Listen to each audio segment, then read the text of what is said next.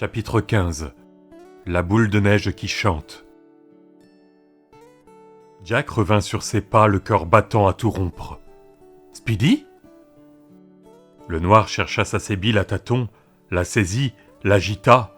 Quelques rares pièces grattèrent le fond. « C'est Speedy, c'est bien Speedy derrière ses lunettes noires !» Jack en était certain. Mais l'instant suivant, il fut tout aussi certain que ce n'était pas lui. Speedy n'avait pas la même carrure, torse large, épaules carrées. Les épaules de son vieux copain étaient arrondies, un peu voûtées, et sa poitrine était légèrement concave. Mississippi John Hort plutôt que Ray Charles. Mais je ne pourrais en être sûr que s'il enlève ses lunettes. Il allait ouvrir la bouche pour prononcer le nom de Speedy, quand le vieil homme se mit soudain à jouer de son instrument. Ses doigts ridés, aussi noirs que du vieux noyer qui aurait été dûment huilé, mais jamais poli, se déplaçaient avec grâce et rapidité à la fois, sur les cordes et sur les touches. Il jouait bien, la mélodie s'égrenant sous ses doigts agiles. Au bout d'un moment, Jack reconnut l'air. Il l'avait entendu sur l'un des vieux disques de son père, un album Vanguard qui s'appelait Mississippi John Hurt Today. Le vieil aveugle ne les chantait point, mais Jack connaissait les paroles par cœur. « Oh, mes amis, dites-moi, c'est-il pas dur de voir le vieux Lewis dans un nouveau cimetière? Les anges l'ont emporté. » Kind friends, oh ain't it hard to see old Louis in a new graveyard? The angels lay him away. Le blond footballeur et ses trois princesses sortirent du centre par la porte principale. Chacune des filles portait un cône de glace. Le balèze avait une saucisse piquante dans chaque main. Ils s'approchèrent de l'endroit où se trouvait Jack. Celui-ci, dont toute l'attention était captée par le musicien, ne les avait même pas remarqués. Il était obnubilé par l'idée que ce vieil homme était Speedy, et qu'il avait en quelque sorte lu dans ses pensées. Comment expliquer autrement que le musicien se soit mis à jouer un air de Mississippi John Hurt, au moment même où Jack s'était dit que cet homme lui ressemblait? Et précisément une chanson qui comportait son nom de routard. Le footballeur blond exécuta un transfert de saucisse pour libérer sa main droite, qu'il abattit sur le dos de Jack avec toute la force dont il était capable. Les dents du jeune garçon se refermèrent sur sa langue, comme un piège à ours. La douleur fut fulgurante et atroce. « Amuse-toi bien, résidu de fausse couche », lui dit l'autre, et les minettes s'esclaffèrent en poussant des petits cris hystériques. Jack trébucha sur la sébile du vieil aveugle. Elle se renversa, et les pièces s'en échappèrent et roulèrent sur le trottoir. Le doux rythme du blues s'arrêta sur un accord discordant. Monsieur Balèze et les trois petites princesses étaient déjà repartis. Jack les regarda s'éloigner et se sentit envahi par un sentiment de haine impuissante, qui lui était désormais familier. Un sentiment que l'on ressent quand on est seul et assez jeune pour être à la merci et même la proie de n'importe qui, aussi bien d'un psychotique comme Osmond que d'un vieux luthérien sans humour qu'Albert Palamountain, pour qui l'idéal d'une bonne journée de travail, c'était de patauger 12 heures durant sous la pluie glacée d'octobre, dans un champ boueux, et de s'installer le dos raide dans la cabine de son camion pendant l'heure du déjeuner, pour y manger des sandwichs à l'oignon en lisant le livre de Job. Jack n'avait pas envie de leur rentrer dedans, bien qu'il eût l'étrange impression d'en être tout à fait capable. Il sentait en lui une espèce de puissance qui ressemblait à une charge électrique. Il lui semblait d'ailleurs que les autres gens le savaient parfois eux aussi, que ça se voyait sur son visage, mais il n'avait pas envie de leur rentrer dedans. Il voulait simplement qu'on lui fiche la paix. L'aveugle tâtonnait autour de lui pour récupérer les pièces éparses, ses grosses mains passant doucement sur le trottoir comme pour le déchiffrer.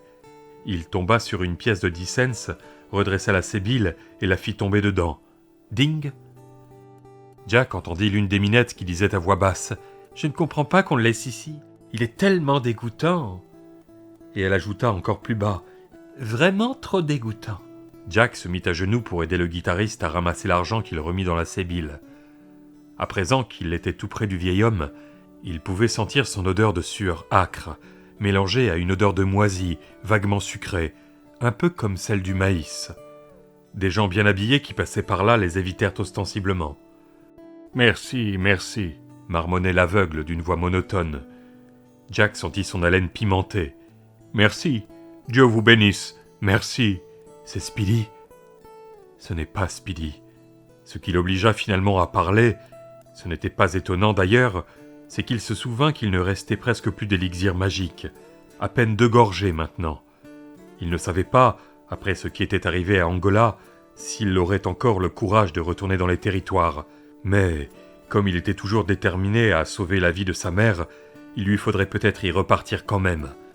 Et quel que fût le talisman, il serait peut-être obligé d'aller le chercher dans l'autre univers. Speedy ? Dieu vous bénisse. Merci. Dieu vous bénisse. Je crois qu'il y en a une par là-bas. Il tendit le doigt. Speedy ! C'est Jack ! Il n'y a pas de Speedy par ici, mon garçon. Non, monsieur. Ses mains recommencèrent à caresser silencieusement le ciment dans la direction qu'il venait d'indiquer. L'une d'elles trouva une pièce qu'elle laissa tomber dans la sébile. L'autre frôla la chaussure d'une jeune femme élégante qui passait. Son joli minois, insignifiant, se tordit en une grimace de dégoût, tandis qu'elle s'éloignait de lui. Jack ramassa la dernière pièce dans le caniveau. C'était un $1 d'argent, une couronne avec sur l'une de ses faces la statue de la liberté. Des larmes commencèrent à couler de ses yeux. Elles roulèrent sur son visage pâle, et il les essuya d'une main tremblante. Il pleurait sur Tilke, Wild, Hagen, Davy et Heidel. Sur sa mère, sur Laura de l'Ossian, sur le fils du charretier qui gisait mort sur la route, les poches retournées. Mais avant tout, sur lui-même. Il en avait assez d'être sur les routes. C'était peut-être un voyage de rêve quand on roulait en Cadillac, mais quand on était obligé de faire du stop, de rabâcher une histoire qui commençait à être rebattue, que l'on était à la merci de tous et la proie de chacun, ce n'était plus qu'un voyage semé d'embûches. Jack, quant à lui, trouvait qu'il avait largement fait ses preuves, mais il lui était impossible de renoncer. S'il renonçait maintenant, le cancer emporterait sa mère, et l'oncle Morgan pourrait à son tour l'emporter lui. « Je crois que je n'y arriverai pas, Speedy, » pleurait-il. « Je ne crois pas, tu sais. » Maintenant, ce n'étaient plus les pièces de monnaie que cherchaient les mains de l'aveugle, mais Jack. Les doigts caressants, compréhensifs, trouvèrent son bras et l'étreignirent. Jack sentait le coussin de cale durci à leur bout. L'aveugle attira Jack contre lui, dans les chaudes odeurs de sueur et de vieux piment. Jack appuya son visage contre la poitrine de Speedy. « Oh là, fiston, je ne connais pas ce Speedy, mais j'ai l'impression que c'est quelqu'un qui compte beaucoup pour toi. Tu... »« Ma mère me manque, Speedy, » continua Jack en pleurant. « Et Sloth me traque. C'était encore lui tout à l'heure au téléphone, c'était bien lui. Et c'est pas ça le pire. Le pire, c'est ce qui s'est passé à Angola, les Two Rainbirds, ces 5 hommes. C'est moi, Speedy. C'est moi qui les ai tués en quittant les territoires pour revenir ici. Je les ai tués, comme mon père et Morgan Sloth ont tué Jerry Bledsoe autrefois. » C'était sorti maintenant. Le pire était sorti. Il avait vomi la boule de culpabilité qu'il avait dans la gorge et qui menaçait de l'étouffer. Un torrent de larmes s'échappa de lui, mais cette fois ce n'était plus des larmes de peur, mais de soulagement. C'était avoué, il s'était confessé, il était un meurtrier. « Oh là, ça suffit !» s'écria le vieux noir. Il paraissait secrètement ravi. Son bras fort et mince serrait Jack contre lui et lui dit en le berçant « Tu essayes de porter un trop lourd fardeau, fiston. Ça, on peut le dire. Tu devrais peut-être en enlever un peu. »« Je les ai tués, » murmura Jack. « Tilke, Wild, Hagen, Davy. »« Eh bien, si ton pote Speedy était ici, dit le vieux noir, je sais pas qui il est, ni où il se trouve dans ce vaste monde, mais il te dirait sûrement que tu peux pas porter le monde à toi tout seul sur tes épaules, mon petit gars. Tu peux pas. Personne ne peut. Si t'essayes de porter le monde sur tes épaules, eh ben, d'abord, tu vas te bousiller le dos, et après, tu vas te bousiller le moral. »« J'ai tué. T'as mis un revolver sur la tempe d'un mec et t'as tiré, c'est ça ? » ?»« Non, le tremblement de terre. Je suis revenu. »« Jamais entendu parler de ça, » dit l'aveugle. Jack s'était légèrement écarté de lui et fixait le visage ridé avec curiosité. Mais le noir tournait maintenant la tête vers le parking. S'il était aveugle, alors il avait perçu parmi les autres bruits celui plus puissant du moteur de la voiture de police qui s'approchait, car c'était ça qu'il semblait fixer. « Tout ce que je sais, c'est que tu m'as l'air un peu trop obsédé par le meurtre. Je parie que si un mec mourait d'une crise cardiaque devant nous, pendant qu'on est assis là, tu penserais que c'est toi qui es responsable de sa mort. Oh, regarde, c'est moi qui ai tué ce type-là. C'est parce que j'étais assis ici. Oh là là, oh malédiction, oh malheur, oh ceci, oh cela. Quand il prononça ceci et cela, l'aveugle ponctua ses paroles en pinçant la corde du sol, puis du dos, pour revenir à nouveau au sol. Il riait tout content de lui. « Speedy !»« Pas de Speedy dans le coin !» répéta le noir, et il lui fit un sourire torve qui dévoila ses dents jaunes. « Sauf qu'il y a toujours des gens un peu trop speedés dès qu'il s'agit de se rendre responsable des choses que d'autres ont peut-être déclenchées.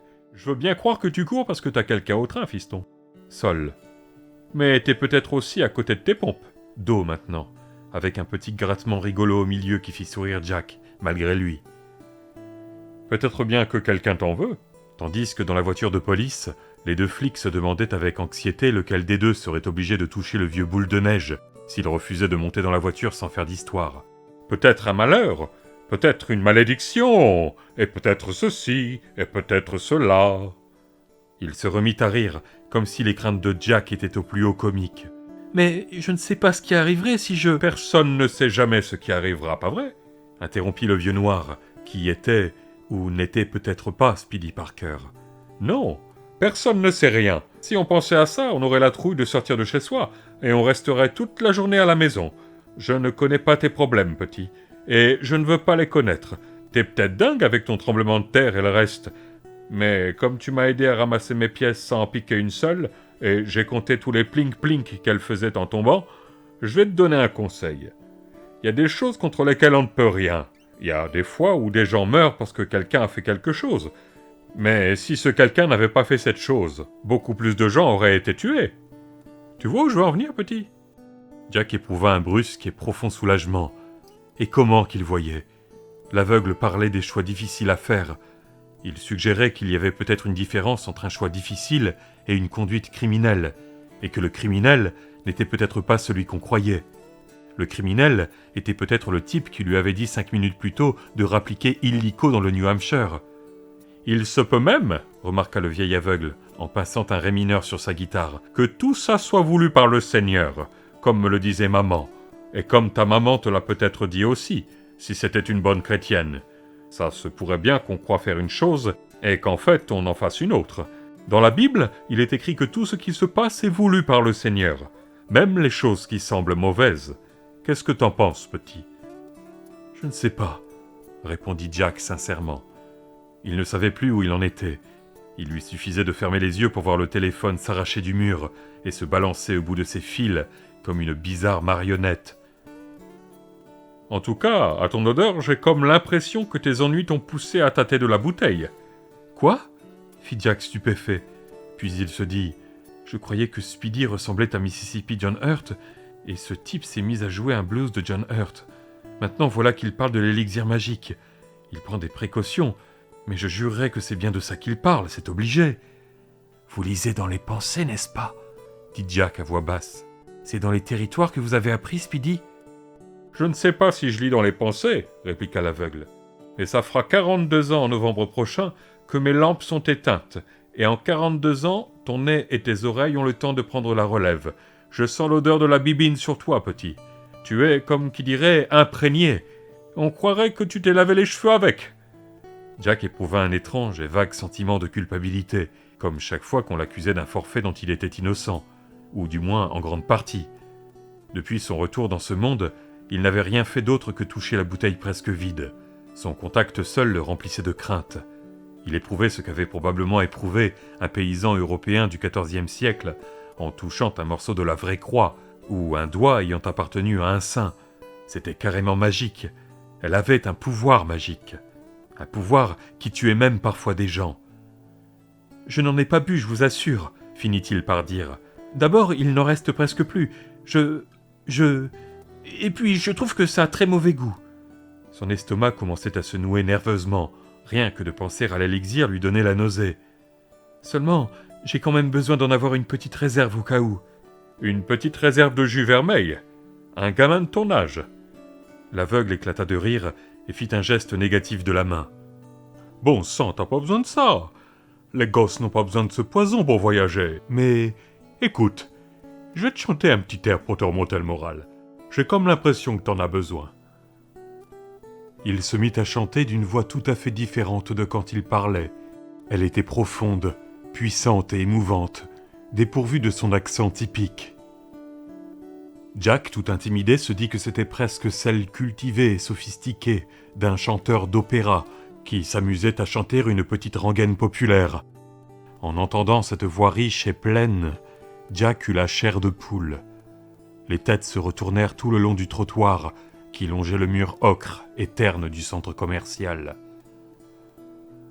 Quand s'approchera le rouge rossignol, cesseront alors les sanglots. Quand sa douce mélodie, il chantera. Jack fut frappé par une douce et terrible impression de familiarité. Comme s'il avait déjà entendu cet air quelque part, ou en tout cas quelque chose qui y ressemblait fort. Et tandis que l'aveugle enchaînait, en souriant de son drôle de sourire jaune, Jack comprit d'où lui venait ce sentiment. Il savait maintenant ce qui avait fait se retourner les gens, comme il se serait retourné au passage d'une licorne au galop. Il y avait une étrange limpidité dans la voix de l'homme. La limpidité, disons, d'un air si pur que l'on pouvait sentir à 1 kilomètre l'odeur d'un radis qu'un homme arrachait du sol. Il chantait une vieille chanson de Tin Pan Alley, mais la voix, elle, était celle pure et limpide des territoires.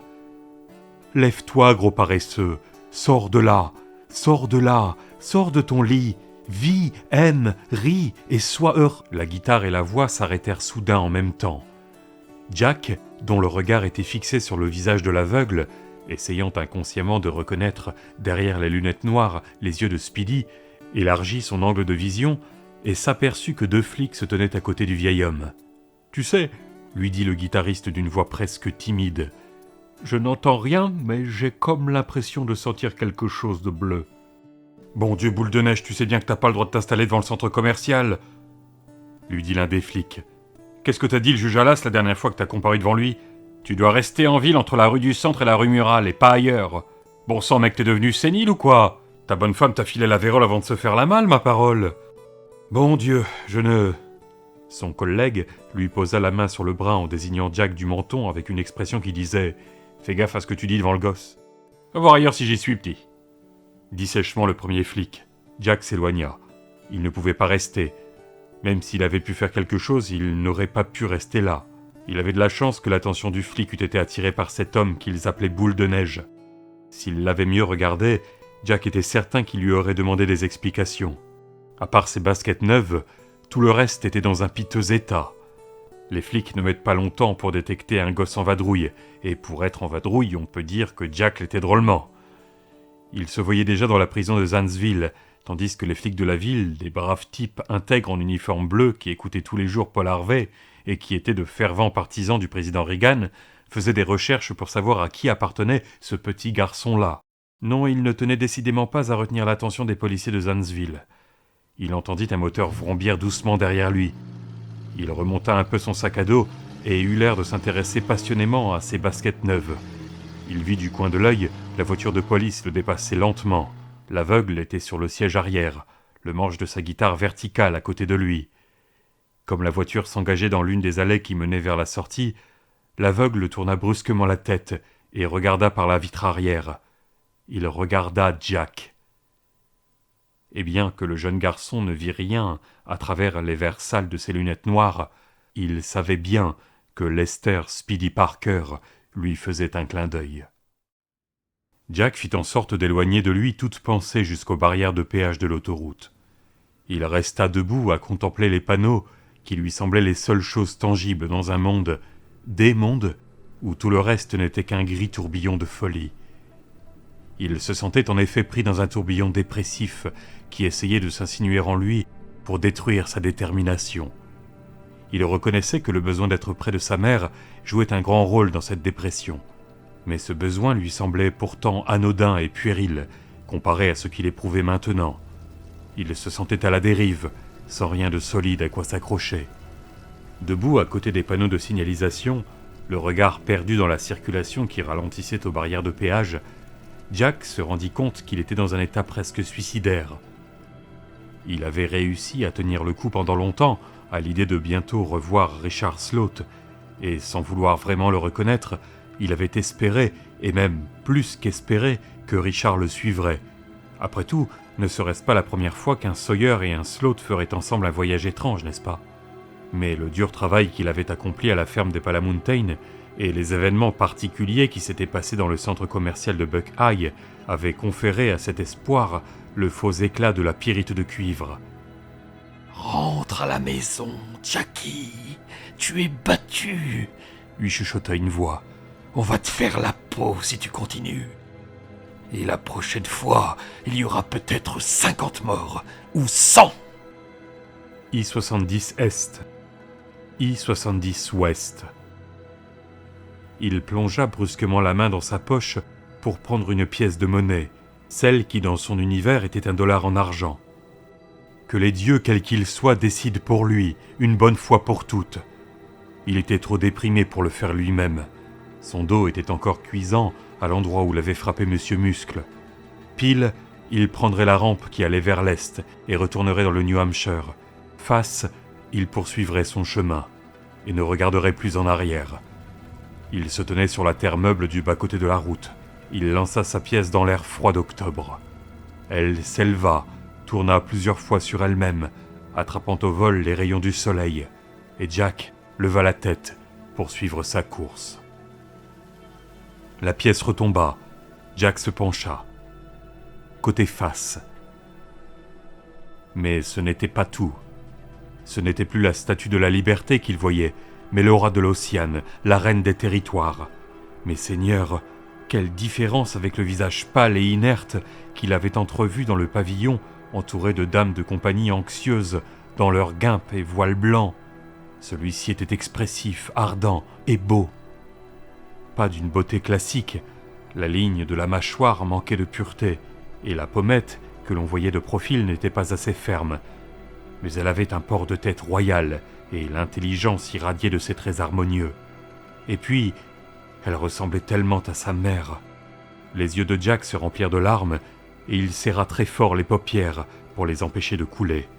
Il avait assez pleuré pour aujourd'hui. Il avait eu sa réponse. Il n'était plus question de s'attendrir sur lui-même. Lorsqu'il rouvrit les yeux, Laura de l'Ossian avait disparu. La dame sur la pièce était à nouveau la statue de la liberté. Cela ne changeait rien. Il avait eu sa réponse. Il se pencha pour ramasser la pièce, la remit dans sa poche et se dirigea vers la rampe ouest de l'autoroute I-70. Le lendemain, forte nébulosité dans le ciel qui annonçait une pluie froide, à 2 pas de la frontière entre l'Ohio et l'Indiana. Maintenant, il ne restait plus à Jack qu'à retourner sur le bord de la route, à l'endroit où les voitures qui quittaient l'aire de repos rejoignaient les autres à la barrière de péage, et à trouver une voiture avant qu'il ne commence à pleuvoir. Il jeta un dernier coup d'œil autour de lui. Affreux, lamentable, furent les mots qui lui vinrent tout naturellement à l'esprit, tandis qu'il contemplait le tas d'ordures qui s'amoncelait à quelques mètres de l'aire de repos. Jack avait l'impression de sentir la mort rôder, pas seulement ici ou sur les autoroutes, mais dans tous les lieux qu'il avait traversés. Il croyait parfois la voir, ombre sombre et désespérée, comme les émanations brunes d'une cheminée de poids lourd diesel. Il fut à nouveau pris de la nostalgie, nouvelle pour lui, des territoires, et du désir de revoir le bleu profond du ciel et la courbe légère de l'horizon. Mais ça déclenche des perturbations à la Jerry Bledsoe. Ça, j'en sais rien. Tout ce que je sais, c'est que t'es vraiment obsédé par l'idée de meurtre. En traversant l'aire de repos, il avait vraiment envie de pisser maintenant. Jack éternua 3 fois, très vite. Il fit une grimace de douleur en avalant sa salive. Il allait tomber malade, oh ouais, formidable. Pas encore en Indiana, 18 degrés, ciel pluvieux, pas de voiture, et voilà que je tombe mal. Ses pensées s'interrompirent brusquement. Il regarda le parking d'un air ahuri, bouche bée. Pendant un instant horrible, il sentit ses entrailles se contracter et crut qu'il allait pisser dans son pantalon. Au beau milieu du parking, parmi les quelques 20 places libres, il vit la BMW vert bouteille de l'oncle Morgan, maintenant grise de poussière. Pas d'erreur, c'était bien elle, avec sa plaque californienne MLS Morgan Luther Sloat. Elle donnait l'impression d'avoir été poussée au maximum et quelque peu malmenée. Mais s'il a pris l'avion pour se rendre au New Hampshire, comment se fait-il que sa voiture se trouve ici ? Lui souffla sa raison. C'est une coïncidence, Jack, une simple... Puis il aperçut un homme qui lui tournait le dos devant le taxiphone, et sut alors que ce n'était pas une coïncidence. L'homme portait un gros anorak doublé de fourrure de style militaire, qui aurait tout à fait convenu pour une expédition dans le Grand Nord. Même de dos, il reconnaissait ses larges épaules, et cette carcasse mastoque et molle. L'homme qui téléphonait se retourna, coinçant le récepteur entre l'épaule et l'oreille. Jack s'aplatit contre le mur de briques des toilettes pour hommes. « Est-ce qu'il m'a vu ? Non, se dit-il. Non, je ne pense pas. Mais le capitaine Farren avait dit que Morgan, l'autre Morgan, le flairerait comme un chat flaire une souris. Et c'était vrai. De la dangereuse forêt où il se cachait, Jack avait vu changer l'expression de son visage hideux à la fenêtre de la diligence. Ce Morgan-ci le flairerait aussi, si Jack lui en laissait le temps. Des pas approchaient. Le visage paralysé de frayeur, il fit maladroitement glisser le sac de son dos, sachant que c'était trop tard, qu'il était trop lent, que Morgan allait arriver dans un instant, et le prendrait par le cou en souriant. « Salut, Jackie ! Coucou, c'est moi. Fini de rigoler maintenant, un petit con !» Un grand type en veste pied de poule passa le coin des WC et lança un regard indifférent à Jack, après quoi il alla boire à la fontaine. Repartir. Il allait repartir. Il n'éprouvait plus de culpabilité, du moins pas pour l'instant, seulement cette peur terrible d'être pris au piège, étrangement mêlée à un sentiment de soulagement et de plaisir. Jack ouvrit son sac d'une main tremblante. Il y prit la bouteille de Speedy, dans laquelle il restait à peine 1 centimètre de liquide pourpre. Les gosses n'ont pas besoin de ce poison pour voyager. Mais moi j'en ai besoin, Speedy. J'en ai besoin, qui clapotait au fond. Tant pis, il allait repartir. Son cœur sauta à cette idée. Un grand sourire béat lui illumina le visage malgré le temps maussade et la peur qui lui serrait le cœur. Je suis vachement content de repartir. Oh oui. D'autres pas maintenant. Cette fois c'était l'oncle Morgan, pas de doute. Jack reconnaissait la démarche lourde et néanmoins affectée. Mais sa peur avait disparu. L'oncle Morgan avait flairé quelque chose à coup sûr, mais quand il tournerait le coin, il ne verrait rien d'autre que des sachets de chips vides et des boîtes de bière écrasées. Jack aspira à fond, aspira les odeurs grasses de vapeur de diesel et les émanations d'essence, et l'air froid de l'automne. Il porta la bouteille à ses lèvres, but une gorgée, la moitié de ce qui restait, et même avec les yeux fermés, il cligna des paupières lorsque...